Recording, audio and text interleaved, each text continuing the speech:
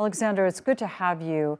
A shocking loss today for the Ukrainian government. Our condolences, by the way. What is being said in your circles about the possibility that this was something beyond an accident, that it could have been sabotage? Well, it's been discussed, of course, as one of the possibilities, but it's too early to say. And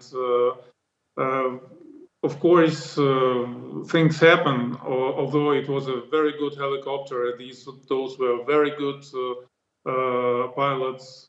But it's too early to say if it was an accident or not. The government is very cautious. One thing is sure, it was a very popular, very good member of President Zelensky's team, and also other people on that helicopter, one of whom was my friend, and they will be sorely missed. Yeah, I'm so sorry to hear that. And the fact that the entire senior leadership of the Interior Ministry was on that flight and they were going to apparently the front lines, why were they making that trip together?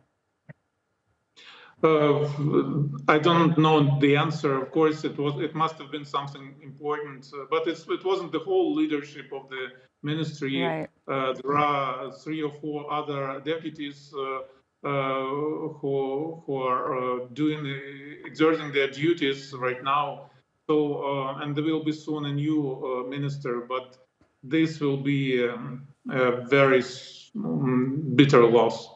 We just heard your president speaking before the world leaders there at the Economic Forum in Davos, and he had an interesting statement, an interesting theme, that he says the world can't keep up with all the crises that it's facing right now, but that there is also this crisis of time, that nobody reacts quickly enough.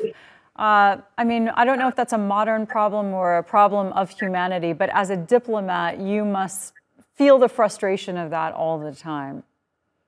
Absolutely. As ambassador in Austria, I have been telling people Putin is getting ready for this war, and Austrian politicians outside Austria were just brushing it off and saying, no, he isn't that insane. Then when Putin attacked us, we were asking for modern anti-tank missiles. At first it was a no, then it was a yes.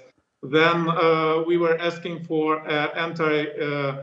for air defense systems, and the answer was no. And then Ukraine was brutally attacked and was on the verge of, freezing death.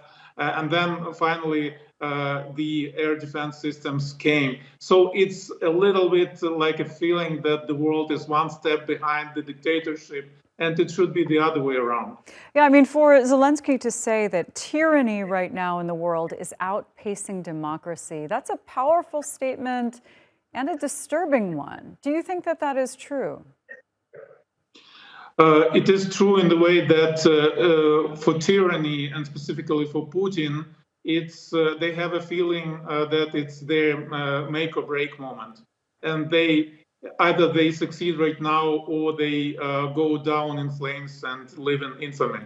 Yeah. The free world doesn't have this feeling of time pressure, unfortunately, and they should, because if Ukraine gets destroyed, if thousands of people, and if this war gets protracted, if I don't know, somehow the world fails to help Ukraine bring the victory in near future, then it will be a huge loss to freedom as such, to democracy as such, to the self-esteem of all decent people in the world, as I would say.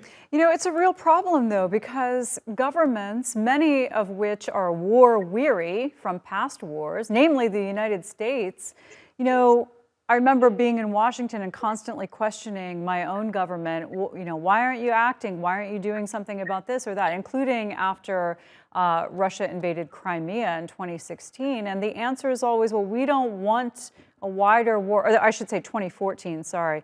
We don't want a bigger war. We don't want to escalate things. And that's always an issue. You have to worry about not making things worse when you react, right? Absolutely. It's, well, the modern Western world, specifically Western world, was living in illusion for at least 2 decades. And the illusion was that in the 21st century, there are no situations that cannot be resolved through the goodwill and diplomacy. And it is a very good illusion, and it is only partly illusion. But it's partly illusion because not all the countries of the world have entered the 21st century. Therefore, the world is learning to live with this new reality, with the reality of, this country, this territorially biggest country of the world, who got stuck in the middle of the 20th century.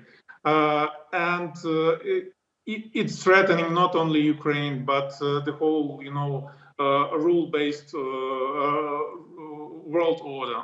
And the world has to act, and unfortunately, it hasn't been acting fast enough.